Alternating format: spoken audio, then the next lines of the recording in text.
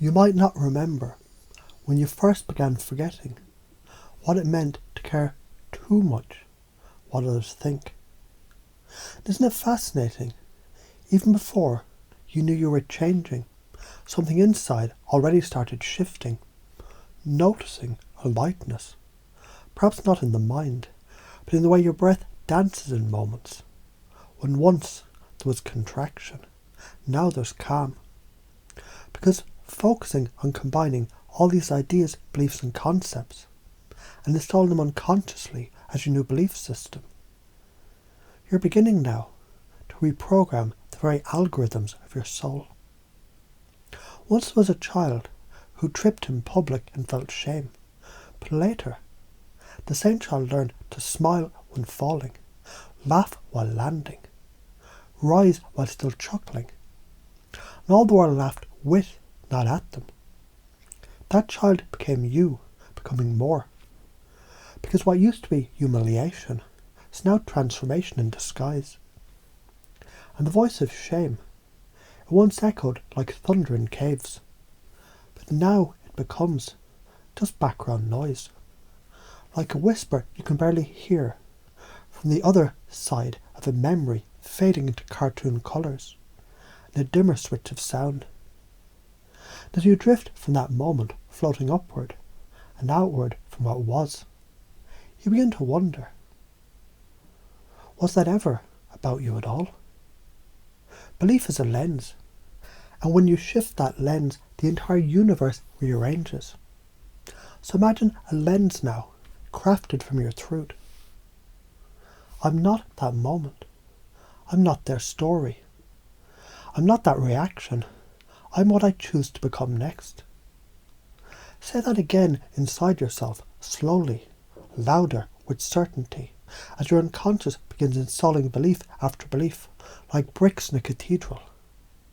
I bounce back like breath. I shape shame into storytelling. I wear vulnerability like velvet armour. I'm not seeking approval, I radiate self-approval. And as these foundations form, perhaps you notice, beliefs behave like dominoes.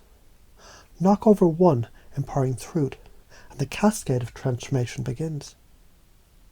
When the domino that says, mistakes define me, falls, what rises in its place? A fire, a rising, a sovereign self who knows. This isn't the end of a sentence.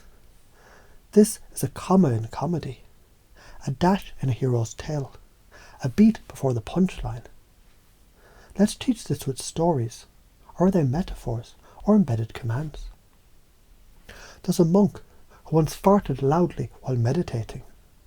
The temple roared with laughter, and he smiled, bowed, and said, "Attachment is louder than wind." Years later, people remembered him, not for the fart, but for the freedom. There was a CEO who bombed her speech and ended with, well, that's one way to teach the value of humility. People didn't fire her, they followed her. There's a lover heartbroken and humiliated publicly, who later turned that pain into poetry to touch millions. What if your next humiliation is your future masterpiece? And now you might be curious to know, when exactly did the virus of shame stop infecting your system? When did you become immune? Maybe it was the moment you decided. That moment was feedback. That moment was friction. That moment was fertilizer for the roots of my resilience. Maybe it was when your physiology remembered. Straight spine, open chest, steady breath equals inner command. Because the body never lies. And yours now sings the song of I'm okay. And somewhere deeper still, the core patterns take root. Because you've already absorbed the structure. Trigger, then pause, reframe, reinforce. The process, feel, release, recode and rise.